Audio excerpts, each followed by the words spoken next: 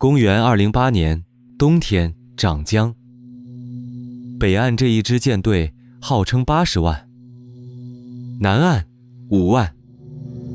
而这支号称80万的舰队会在一个晚上烧光。先说那个80万，这个数字是曹操自己在给孙权的战书里写的，今至水军80万众。而周瑜私下给孙权算的是另一笔账，中原兵15、16万，荆州收编的降兵7、8万，加起来大概23万。但是等一下，80万是曹操说的，他有理由说大；23万是周瑜说的，他当时正在主张开战，他有理由说小。这一集我们不会叫你相信任何一个数字，因为真正的问题不是谁人多。看清楚这张图，曹操的船停在乌林，他不是在抢渡口，也不是在排队过江。那一夜火烧起来的时候，他整支舰队是停住的。所以这一集问一个问题：一支军队的战力是人数还是船和水手？为什么一场这么悬殊的仗他会输得这么彻底？208年之前，曹操已经赢了北方，官渡打垮袁绍之后几年扫平河北，到这一年中原基本上没有人能挡他。但他知道自己缺一样东西。这一年正月，他回到邺城，挖了一个人工湖，玄武池在里面练水军。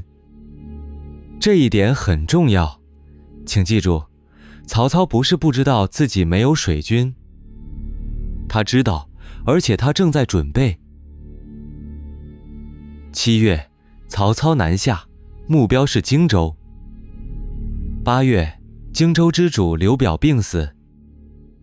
9月，刘表的儿子刘琮一仗没打，直接投降。整个荆州连同水军和船厂1个月之内易主。但荆州有一个人没有投降。刘备从樊城往南走，走得极慢，因为有百姓跟着他一起走，10几万人，一天只走10几里。曹操派了5000精骑去追，这5000人一日一夜跑了300多里，再当杨长板追上他。刘备那边我们待会儿再回来，先说曹操拿到了什么。不用答，他接收了整支荆州水军。接收荆州之后，他突然之间3样东西齐了：船、水手和一条直下江东的水路。玄武池里还在练的东西，他1个月之内拿到了现成的。但这里要停一下，因为这支军队不是一整块。23万里面15、16万是北方步兵，7、8万才是荆州水军。水战不是人数，水战是船和会开船的人。北方那15万步兵在船上不是战力，他们晕船吃粮，而且没有免疫力。换成有效水军来算，这个比例接近平手。而且要记住，荆州水军原本的主帅几天前才被曹操收编，船是他的，水手不一定是。数字没有假，只是算错了单位。还有一样东西他接收不了，从他北方的根据地业承运粮下来，单算直线距离就已经700公里。真正养得起23万人的，就是江陵那几个粮仓。而他背后那个荆州，是几个星期前才投降的。所以他身边有人劝他停。贾诩，曹操自己的谋士，说得很直接，拿荆州就有的富庶去犒赏士卒，安抚百姓，让他们安居乐业。这样不必劳师动众，江东自然会服。这不是事后诸葛亮这句话是出兵之前说的。冻结画面，你是曹操，在江陵东进之前那一刻。你知道，你有船，有水手，孙权比你小，你不知道你的兵什么时候会病。A. 立刻东进，趁孙权没准备好。B. 听贾诩，守江陵一个冬天，安抚荆州，明年春天再打。C. 不打，用荆州水军做威慑，逼孙权谈判。历史选了 A， 而《三国志》记这件事的时候，用6个字收尾：太祖不从，军遂无力。正史把不听和没有好结果放在一起，这个排列本身已经是一种判断。我们只改一个变数，他听了贾诩，不东进。如果历史在这一刻转弯，会发生什么？北方兵不上船，就不会挤在江面过冬，疫病爆发，最恶劣的条件没有了。但代价不小，养23万人，一个冬天，在一个还没稳住的省。而孙权同时拿到一个冬天，造船、修防，跟南边其他势力搭上线。所以 B 不是一个免费的选择，这就是他当时要赌的东西。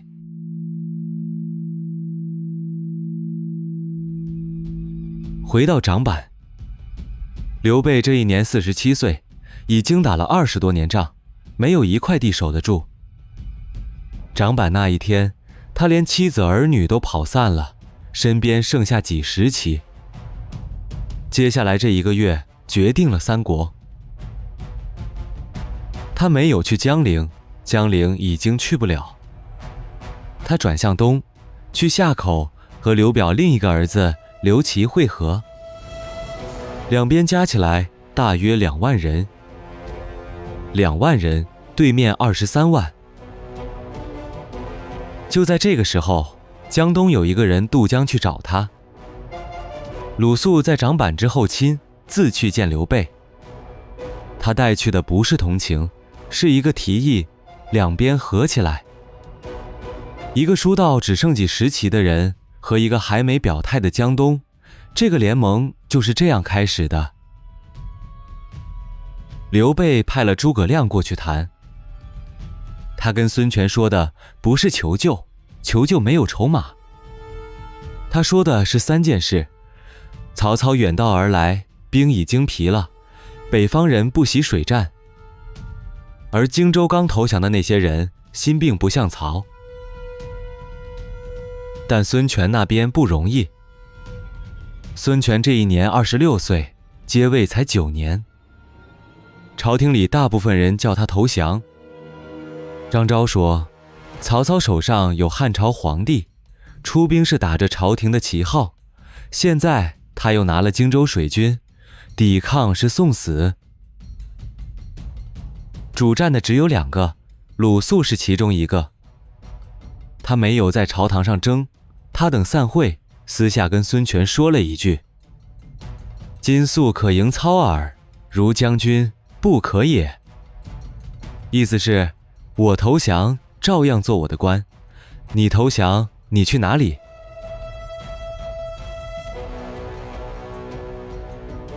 另一个是周瑜，孙权把他召了回来。周瑜在会议上说的不是热血，是一份评估。1. 北方还没平定，马超、韩遂还在关西，是曹操背后的患。2. 舍鞍马，仗舟楫，打水战本来就不是北方人的本行。3. 盛寒，马无稿草。4. 北方兵远涉江湖，不习水土，必生疾病。记住第4点，这句话是打之前说的。孙权决定打。顺带一提，周瑜开口要5万，孙权只凑得出3万。所以摆开阵势的时候，两边是这样：孙刘联军，周瑜3万，刘备2万，总共5万。23万对5万，4.6比1。打之前，纸面上是这样：地理、政治、后勤、装备、情报这5层，曹操靠着朝廷名分和接收的资源，全线占优。政治他挟天子，后勤他有江陵大粮仓，但长江地理和远道补给已经埋下隐患。最关键的是最后2格，战术和士气。北方兵什么时候发病？长江今晚刮什么风？这些决定生死的核心变数，纸面数据一个字都看不出来。冬天，曹操由江陵东出，2支舰队在赤壁一带撞上。第一次交锋，曹操输了，不是大败，是一场前哨战，但他船上的兵已经开始生病，所以他退回北岸，在乌林落锚。从这一刻开始，2支舰队隔着长江对望。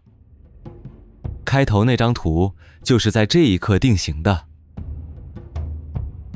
对峙期间，曹操做了一个决定：北方兵晕船，战斗力大跌，他把战船首尾连起来，铺上木板，让士兵可以在上面走。这个决定解决了一个真问题，但他同时把几千条分散的船变成了一件连在一起的东西。第二件事，他没得选。北方兵，南方水土，挤在船上，冬天喝同一条江的水。周瑜战前说的第4点开始应验。700公里补给线，刚刚占下的省，冬天再加一场役。南岸那边有一个人看着这件事。黄盖看到的不是一支大舰队，是一排绑住了动不了的船。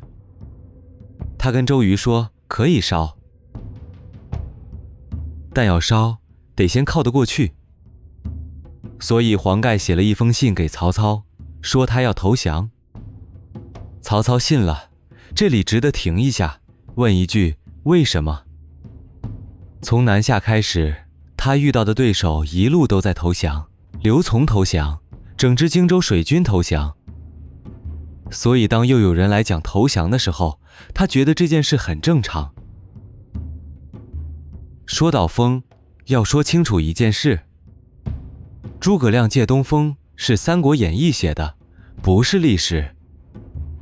长江中游冬天的主风是西北，东南风是一个短暂的窗口。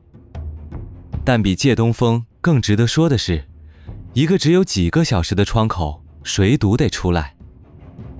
在自己家门口打仗的人，本地知识，在那一夜是一件武器。约定的日子到了，10条船装满枯柴和膏油，外面盖住漫布。注意每条船尾后面拖住的小船走葛。这不是自杀任务，放完火人是打算回来的。所以那一夜曹操舰队的状态是3件事同时成立：停泊，他们不再移动；相连，他们不是几千个目标，是一个；架风，火会朝着他们去。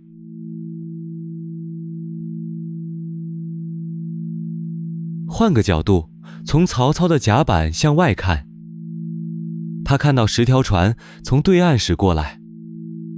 在他的经验里，从对岸驶过来的船一路都是投降的船。他没有下令拦，他等他们靠上来，船撞上去点火。因为连了环，火从一条船烧到一整排，再从江面烧上岸，烧到营寨。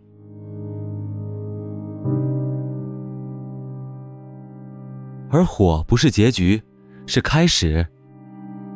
周瑜和刘备跟着渡江，水陆并进，打上北岸。乌林大营在一夜之间变成一片火场。到天亮，曹操已经不是在守，是在撤了。走之前，他做了一件事，是他自己说出来的。他战后写信给孙权，赤壁之役只有疾病，孤烧船自退，横使周瑜须获此名。孤烧船自退，剩下的船是他自己烧的，不想留给对面。但赤壁伤亡最惨重的地方不是江面，曹操从华容道撤退，走的是一段沼泽路。记载说倪深、骆宾被踩死，这条记再出自山阳公载记，不是正史本传，我们照样标出来。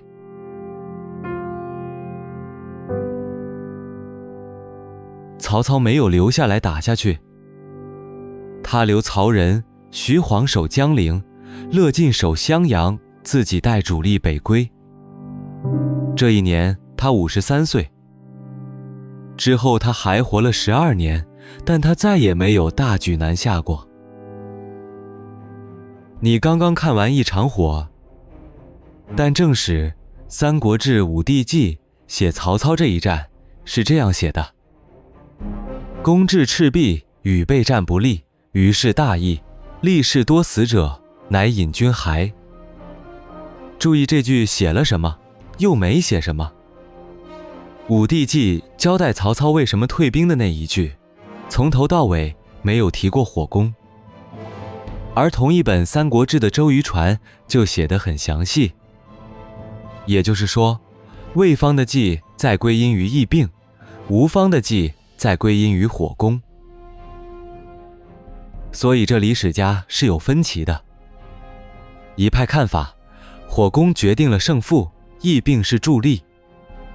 另一派看法，疫病和粮食已经逼他非走不可，火攻只是把一场撤退变成一场崩溃。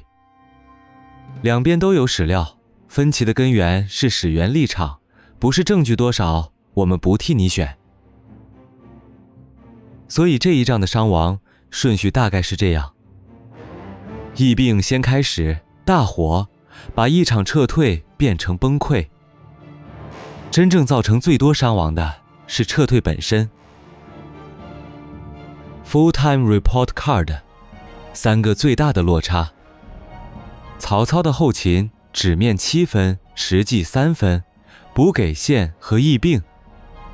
曹操的情报纸面5分，实际2分，他信了那封诈降信。孙刘的地理纸面6分，实际9分，不是因为江窄，是因为他们独得出天气。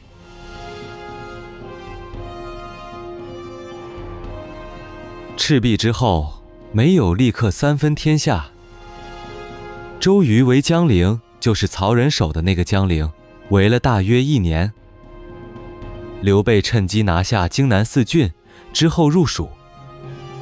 3分的格局不是一夜定的，是之后几年打出来的。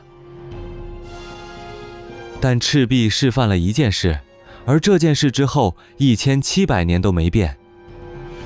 长江守得住，所以统一等到280年。所以175年之后，同一条线上再打一场性质一模一样的仗。回到开头那个问题，一支军队的战力是人数还是船和水手？在赤壁，答案是船和水手。曹操带了23万人下来，但他只有一支借来的水军和一条喂不起这23万人的补给线。这一集的数字和引文出处逐条列在画面上。正史《三国志》《武帝纪》《周瑜传》《先主传》《鲁肃传》《贾诩传》《裴松之注引》《江表传》。后世记载可信度较低，山阳公载记。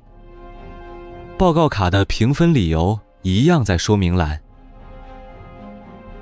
赤壁这一集到这里，下一集同一条南北线往北再跳175年，8万对80万，这一次连史书都认真记了这个数字，但它是真的吗？淝水之战。先问你一个问题，8万能赢80万，你觉得是数字还有假，还是战术真的碾压？暂停一下，把你的判断留在评论区，相关资料和出处我也会回在下面。如果喜欢这种拆解，订阅频道，打开小铃铛，我们下集淝水见。